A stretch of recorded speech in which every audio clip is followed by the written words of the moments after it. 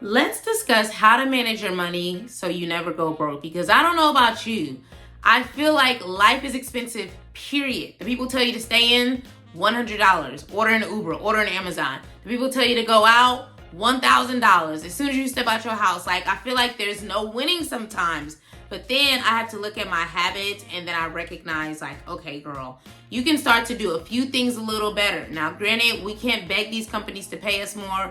We can't beg for anything. But what we can do is control how we manage our money. So in this video, I'm going to share 5 strategies that I want you to do every time you get paid. Think of it like a paycheck routine so that you are living intentionally. All right, y'all? So before I get into it, hey girl, hey, my name is Jocelyn and I'm the founder of Maximize Money, where I teach 9-to-5 earning corporate Black women how to create their dream lives with the income that they already have, y'all. So I have a whole bunch of resources on my website, but today we're gonna talk about how to manage your money so that you never go broke or that you never feel broke, okay? So number 1, how to manage your money so you never go broke is to truly take time to examine what you were taught about money as a child, okay? Think about what you were taught about money as a child, because a lot of our trauma and a lot of how we look at money was based on what we were exposed to growing up. So one of the things my mom used to always say is, we ain't got it, okay? Like, we ain't got it. We always had just enough when it came to money.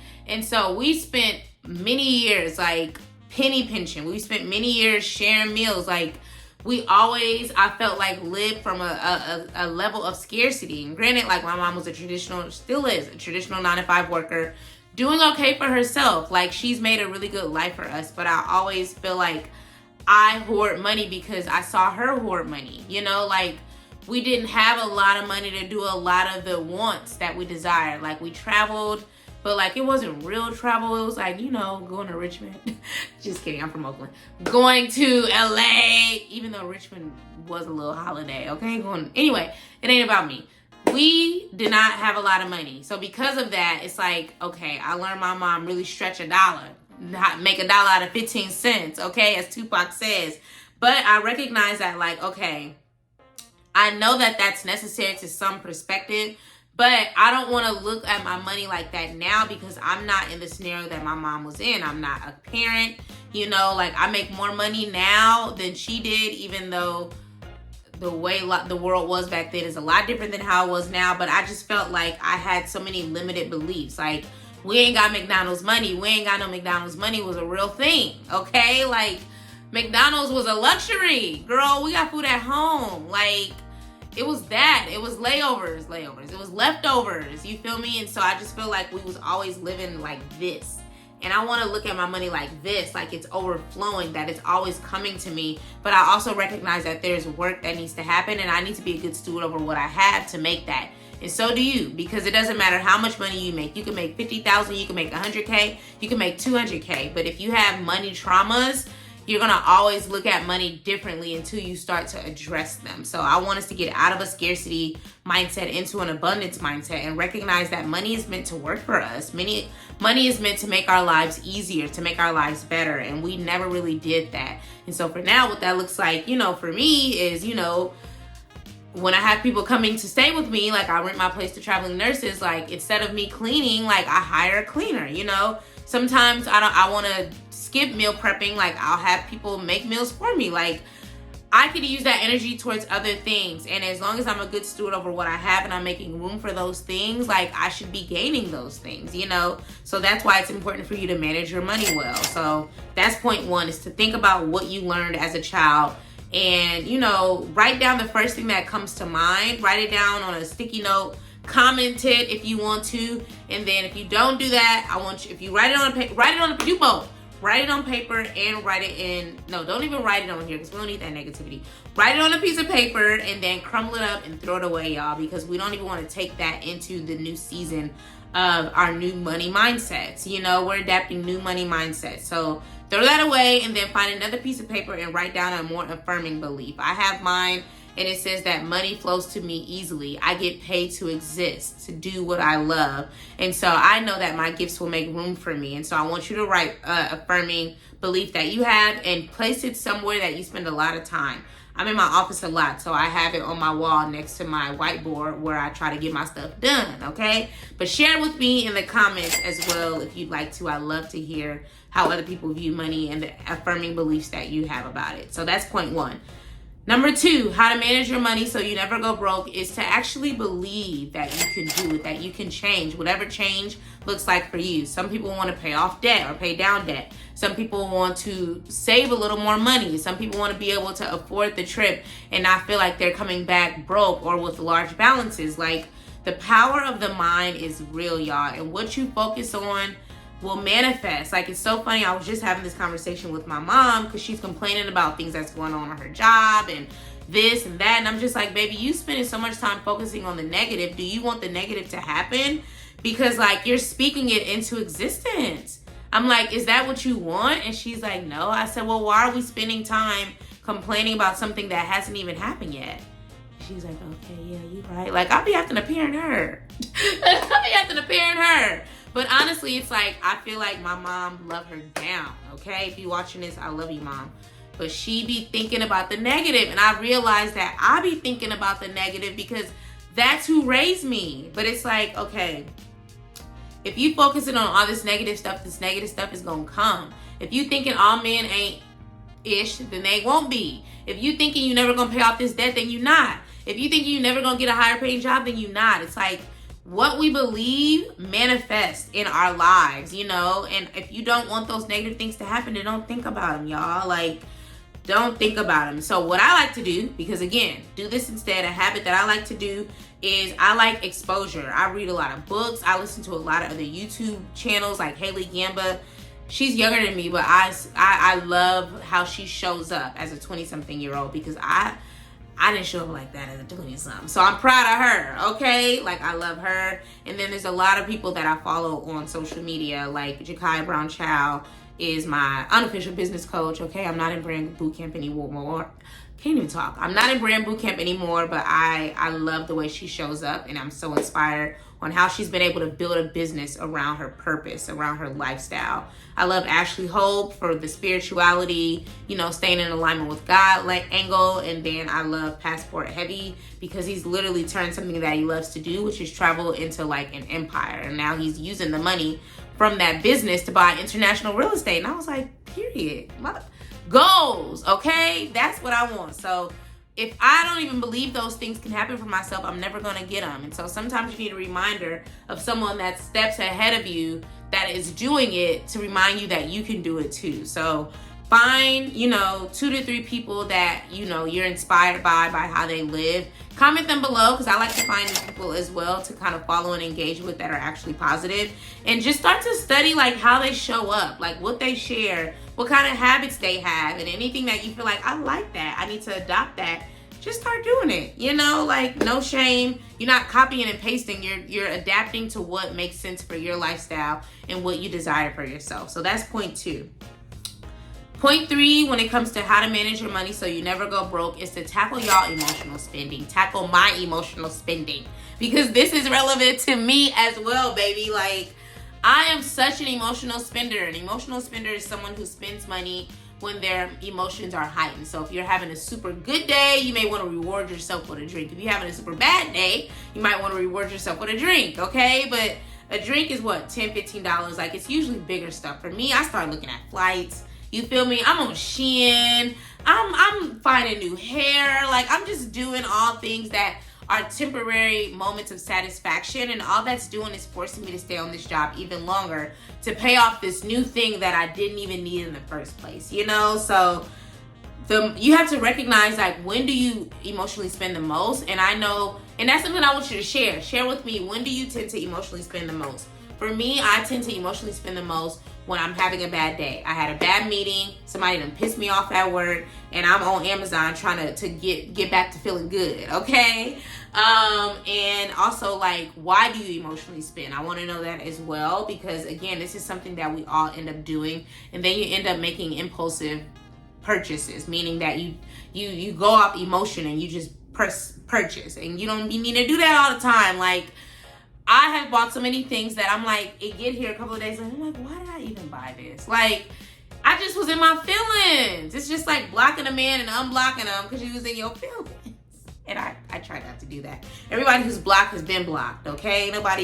Ain't no spinning a block. And if you gonna spin a block, God gonna have to put me on a block where you at, because you ain't gonna get no direct access to me. Anyway, on a tangent. But what I want you to do instead of emotionally spending is to create a buy list. And a buy list is essentially a list of things that you can keep in your notes app or on your computer, anywhere, and just start keeping a list of all the things that you want to buy. And I do this from month to month because I don't want to have stuff from January on my list because I don't even think about that stuff no more. So try to erase it. And I know that's emotional on its own, baby, but we don't need a long list. The goal is for the list to be minimal so that we're only buying the things that matter. And also take it a step further and wait 72 hours before you make any purchases, especially the larger purchases like $500, even anything over $100. Like, wait 72 hours before you buy it because you may even forget about it, which is hopefully what we do because we don't need everything that we buy. As Americans, we buy too much stuff anyway. We're freaking over consumers, okay, compared to other countries. And then if you still want it after 72 hours, even 24 hours, but try to make it to the 72 hours, like then figure out, okay, where do I need to pull money to buy this thing? Because I don't want you to get into deeper debt just to get the darn thing. Like all that's doing is keeping us in the cycle of being in these jobs that we don't want to be in because we're buying things that we don't need to impress people we do not even freaking know or care about, okay? So that is what I want you to do instead, is to create your buy list and wait 72 hours before you make any moves. And if you feel like you can't make it 72 hours, baby, try 24 at least, okay? 24 at least, because what we want to do is get out of our feelings and get into our habits, get into our mind, and get into the things that we actually want, okay? Which leads me to point 4. How to manage your money better so you never go broke is to get clear on the life that you want, okay? Not what your mom want, not what your dad want, or not what your spouse want, not what your kids want, not what your boss want, not what your sister want, not what your friends want. What do you want for your life? How do you see your life going in the next year, in the next 5 years? And you don't have to have a detailed roadmap or plan for it, but like, you likely have an idea of where you want to be this time next year. It could be, I want to be a homeowner. It could be, I want to be able to buy my new car. It could be, I want to pay off this car note. It could be, I want to get rid of this credit card debt. It could be, I want to take my dream trip finally. Like, you have something that you're clear on that you just haven't been able to do. And I want you to get clear on like doing it. Like, make the decision to do it and then start mapping out what you need to do to make it happen, okay? So for me, something that I'm after is freedom.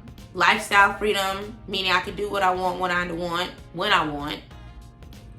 Time freedom, which means that I could be where I want, when I want. I can be in Jamaica today, Bali tomorrow, okay? And financial freedom, which is that I have the money to do what I want, where I want, when I want it, okay? But I know that that's gonna take longer than a year. But what I can do now is start looking at, okay, if I want that financial and that time freedom, that means that I need to figure out a way to make my money work for me so that I'm not trading the rest of my life for a job. Like, so what I'm doing and what I encourage you to do habit-wise is to write down one goal that you have that you like to accomplish by the end of the year. So one of my goals is to max out one of my retirement accounts, which is my Roth IRA. And I've been doing this since January, so it's not like something I just started doing, FYI.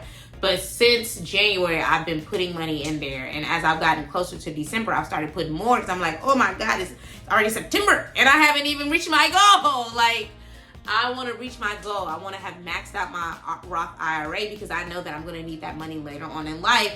And that money is going to allow me that time, financial, and what was the third one? Lifestyle freedom that I desire. But if I don't make those decisions to do that now, then I'm going to always be trading my time for money on this job later, and that's not what I want. So comment what your goal is that you like to accomplish by the end of this year, and then after that, I want you to write a 6-month one, a goal that you like to accomplish at the end of 6 months as well. And again, comment both of those. I'd love to hear them and cheer you on and follow up with you, okay? So comment it for real, because I'm going to follow up in December and see. I'm going to comment again and say, hey girl, checking in. What's going on with the goal? Did you reach it? Did you not? Tell me the details. Give me all the tea. I'm here to hold you accountable, okay? So comment what your goal is, that you like to accomplish. Make it SMART. SMART stands for specific, measurable, attainable, realistic, and time sensitive. And so SMART meaning specific. So make it specific. It should be one goal, not 5. One goal, one thing that you want to see happen. It should be measurable, meaning that you can measure if it happened. If the goal was to pay off $500 of debt, you should know that you've done that. Attainable meaning that it's something that's actually feasible with the money that you have, with the lifestyle that you live. We're not saying we're looking to be a millionaire tomorrow. That's not realistic, okay? Which leads me to point 4, realistic. It needs to be realistic for your life, for the money that you have, for the time that you have. And then time sensitive is, end of year. I help you with the tea, okay? You're welcome. So that is point 4. And then number 5, how to manage your money so you never go broke, is to embrace your finances, embrace your numbers, embrace your money, baby. And that means to essentially look at how you've been spending money and not just guess, okay? Because a lot of us, let me tell you, an honest moment, a truthful moment, up until maybe 28, I had never looked at my bank statements, ever. And even when I had to do it, it was because my lender at the time forced me. I was trying to buy my first home in the DMV, which is DC, Maryland, Virginia, and I didn't even get pre-approved. I didn't even get approved for a loan. My finances were so bad, and I had a pretty okay job. I was a government contractor. I was making okay money. I thought I was paying on my debt, but I was given the bare minimum, and I had a little bit of savings, but I definitely should have had more. And so my lender was like, "Girl, we can't give you nothing. You need to get your affairs in order." Now, granted, he said it a lot nicer than I did, but the fact that I couldn't even afford to live on my own, I was so adamant about getting out of this rinky-dink apartment that I shared with this dirty lady and trying to be an adult. And I just didn't have it together, y'all. I didn't have my money together. And that was my first wake-up call of many, okay? I got laid off from a job after that. I had quit a job because it was messing with my mental, life started lifing real quick after that. And I just was like, if I don't get serious about the life that I desire, if I don't get serious about my money and just face them, which is so scary, I'm here to let you know it's scary. I was looking at my numbers and I was crying. So I was like, wow, I have wasted so much money on happy hour, on brunches, on trips to New York. Two of my good friends lived in New York, to trips to Atlanta, going to Jamaica, Barbados, Dominican Republic. With what money, baby? With what money? I didn't have it. Whew, it was embarrassing. So if you can relate to that, just know you are not alone. But you have to be willing to rip the Band-Aid off. He ripped the Band-Aid off for me. I would have probably never ripped the Band-Aid off. My lender had to rip the Band-Aid off for me and make me face my numbers. I had to face my fear of looking at my numbers. And so what he encouraged me to do, which I'm encouraging you to do, is to, again, the number 1 habit I recommend you do is to set up bank alerts. So any kind of transaction that happens in your account, any withdrawals, any deposits, any transactions, you should be getting alerts sent for every single one of those things to your email. And I want you to create an email folder for all things alerts, statements, and I want you to add them to that. And then I also want you to download your bank statements, your credit card statements from the last, I like to make my clients do 3 months, but I'm going to give you a break. I'm going to say from the last month, okay? Because I don't want to overwhelm you, baby. But once you become my client, 3 months, okay? From the last month, and examine where your money was going, and see what you spent over that month. And then I want you to do the number 1 thing I want you to do is to download my free spending plan template, which is linked in the description, and have a 1-hour money date. I want you to do this every month, okay? So gather all the statements, gather your spending plan, which is online. Anyway, all this stuff is online. You ain't got to print nothing if you don't want to. It's all online. Your bank got an online portal. My spending plan template is online, okay? It's already built out for you. All you have to do is plug in your numbers, your fixed expenses, which would be your rent, your cell phone bill, your car note. They have a dedicated section. And then I have a section for your variable expenses. That can be your utilities. Maybe your gas is a little more expensive in the fall versus in spring. Maybe you didn't spend as much gas money. Maybe you work from home. Maybe you don't work from home. The expenses that fluctuate from month to month. And then I want you to include the stuff that you enjoy. For me, I go out to eat probably once or twice a month, you know. I DoorDash once or twice a month. Like, these are things that I just do because I want to. They bring me joy. Everything can't go to just bills. Like, because then I'm going to give up and I'm going to say, F these bills and get back to living all reckless. But I want you to have that 1 hour day every month with my spending plan and your bank statements, your credit card statements, and just plug in the numbers where you see them so that you can understand your unique patterns and understand how you can reach that one goal that we've identified that we want to accomplish by the end of the year and make room for it on that spending plan. So it's adjustable. You can adjust it how you see fit. You can add, subtract, delete, do what you need to do. But like, look at this thing every single month. I look at it every paycheck, sometimes even every week if I know I'm doing too much, so that I can hold myself accountable and say, okay, girl, nope, no DoorDash this weekend, babe. You did a lot. You already went to happy hour on Tuesday, Wednesday, Thursday. You need to cook. You got wings in the fridge, okay? You're going to be doing your own nails this week. You're not going to get your nails done. You've been doing your own hair. You're going to continue to do that. Why? Because you're spending money on stuff that doesn't matter. And this is crochet hair. Do y'all like it, y'all? I think it's so cute. It gives wig. It gives body. And I just love that for me. I cut it. Baby, I do everything, okay? I cook, clean. I do hair. I do nails. I can't do it for nobody else though. I could cook and clean for others. I'm not cooking for I cook for other people, but I'm not cleaning up for nobody. I'm not doing nobody else's nails. I'm not doing nobody else's hair. My hair is barely attached to my head right now, but I like it, and that's all that matters. And I work from home, so ain't nobody checking for me. And I'm not checking for Houston men. I'm not checking for Houston, period.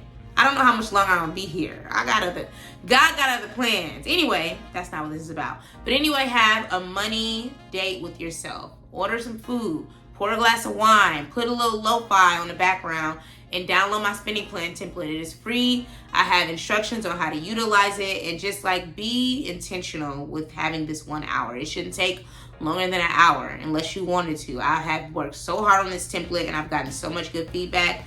You're gonna make it do what it do, and you're gonna reach the one goal you identified by the end of the year if you really stick to it. So I do have other resources. Obviously, my Luxury Living on a 9-to-5 Budget Masterclass is a game changer, but that's only for the girls that like to travel, okay? It's for the girls who like experiences, who like if you are a hair, nails girl, it's probably not, it can be for you, but if you don't like to travel, I feel like it's not for you, because I show my girls how to travel without spending their own money, okay? I break down my strategy for like earning points and miles. I break down like how to use different accounts to save more money in less time so that you're not spending all your money and you're not coming back in debt from this trip. Like, it's for the girls who like to collect trips, stamps, and experiences, okay? So that is also linked in the description. But I feel like before you even get to that, definitely utilize the spending plan template so that you can understand what's happening. And when you have the money available, when you're ready for that next step, when you're ready to get to the traveling on the luxury travels, the traveling without spending all your money, then you're gonna love my Luxury Living on a 9-to-5 Budget Masterclass. It's 90 minutes of actionable, jam-packed gems, okay? Because you know I'm about my business, and I want you to be about your business if you're part of the community. So hopefully this was helpful. Please comment below if you have any additional questions. Let me know that you like this video. Obviously, share your goals so I can hold you accountable, baby. And please like, comment, share, and subscribe, baby. I'm trying to hit 1,000 by the end of this year, y'all. I'm so close. I'm about 200 away. But I also need you to watch my other videos. I have so many other videos. I have my Belize solo trip, my vlog. I have a luxury spa day vlog. I have how social media is keeping you broke. Like, I have so many great tools and so many actionable videos that I know you'll love. So again, the goal is 1K by the end of this year, y'all. Please share it with your friends. Please watch the videos, comment, share, do all the things. We are all in this together, and I'm trying to build a gang of money girls who are about their money, you feel me, and living the lifestyle that they deserve, because we all deserve to live a healthy and full lifestyle that we love. So again, thank you so much for watching, and I'll see you in the next video. Peace.